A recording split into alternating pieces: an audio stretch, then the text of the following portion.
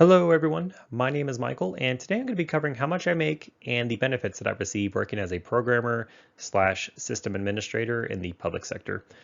I did want to make this video because I think there's some misconceptions about working in the public sector, that it doesn't pay as much, that the benefits aren't that good, that it's just not worth it. So I wanted to go ahead and show how much I'm making. So I'm on full disclosure, I'll be showing how much I'm making, how much I started making, how much I'm making now, and also the benefits that we receive, because you can't just look at, oh, the pay isn't comparable working at this public sector agency as it would be working for Google, for example.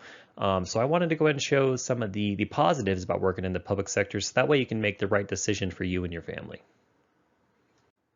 In the topics that we'll be hitting today, we're going to be showing how much I'm making hourly and yearly, where I started at and where I'm at now. I'm also going to be showing some of the pay grades for the various IT positions at the government agency that I work at, and also the benefits that we are receiving at the government agency that I work at, but you can also expect very similar benefits at some of the other surrounding agencies. Going to do a quick overview here because I'm sure a lot of you probably saw my previous video where I was covering the same slide about how much I'm making at my current position. So I started off in June of 2022 making $27.48 per hour. That came out to $57,158 per year. After a 3% work probation increase, a 4% work anniversary increase, a 4% promotion to Programmer Analyst 2 increase, a 3% cost of living increase in 2022, and a 3.2-ish% increase in July of 2023 of this year for our cost of living increase, I am sitting at $32.79 per hour, $68,203 per year. So how it works is every year on your work anniversary, you get a 4% merit increase. So unless you completely mess up that year, you're going to get your 4% work increase. You're also going to get a cost of living increase too, July 1st of every year. So depending on what that was negotiated out to be. Back in 2020, they forgoed the cost of living increase because there was a lot of financial issues going on. I'm sure a lot of you remember. So they foregoed the cost of living increase that year. But typically every year you're going to get something. So they're in the midst of negotiations right now between Clark County, which is where I work at, and our union, who is currently negotiating our cost of living for the next few years. They're trying to bring back longevity pay and a lot of other things. So that's going to change year to year depending on what the economy is doing. And also in the state of Nevada, there is no state income tax, and you do not pay into Social Security if you are contributing to PERS.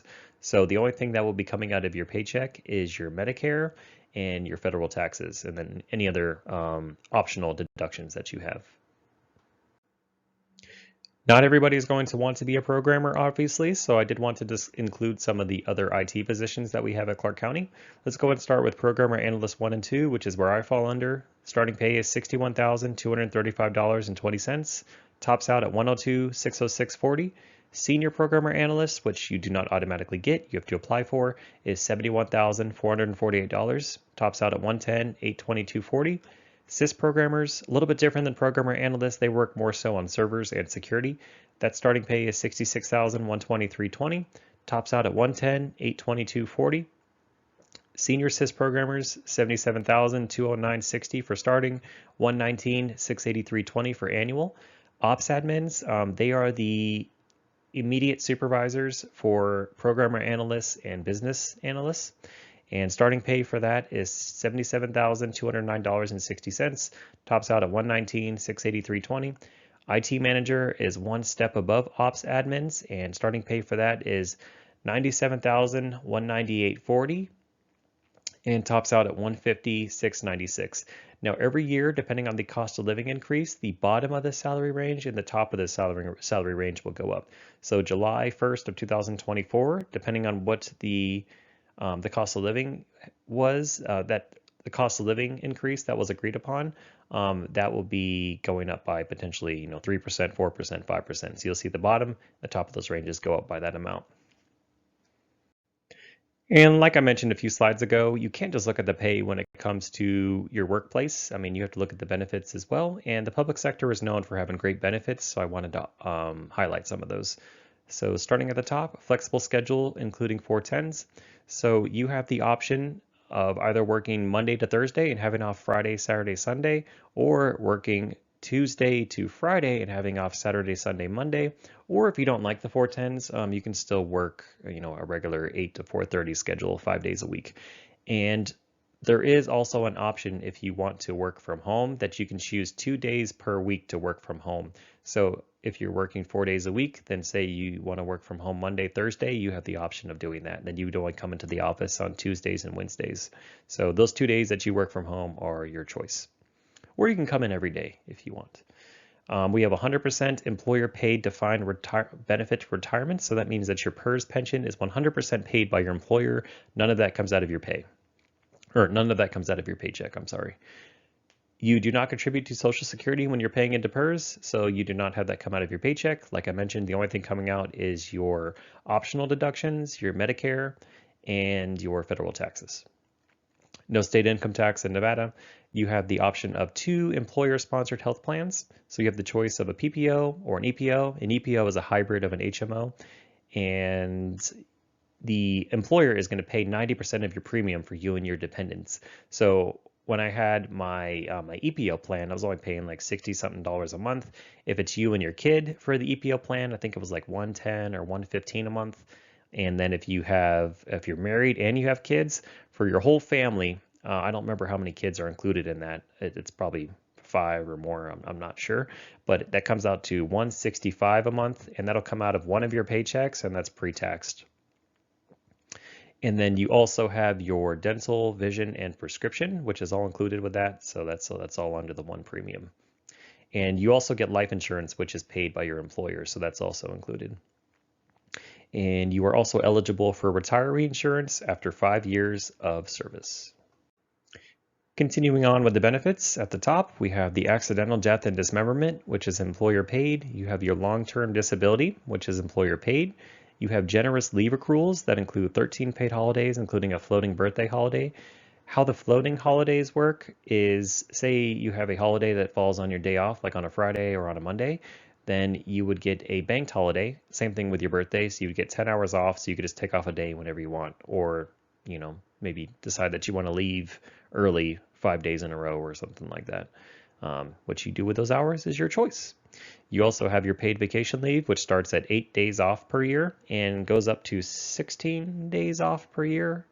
I think that's correct. And then you have your paid sick leave, which starts at 12 days off per year for your sick leave. You have other leave options too, such as your catastrophic leave, and you have parental leave up to 90 days. Rounding out home here with our last slide. So let's go ahead and start at the top with our wide variety of voluntary benefits that include Guardian. So that's accident, cancer, critical illness, hospital indemnity, and short-term disability insurance. You have Trustmark, which offers permanent life insurance benefits and long-term care. And you have Sun Life Financial, which offers basic and voluntary life insurance, accidental death and dismemberment, and long-term disability insurance. You have your TASC, which is a flexible spending account, which offers FSA and dependent daycare credit card available. So you can use that for qualifying expenses like daycare, medical expenses, and there's a list of things that you can use it on.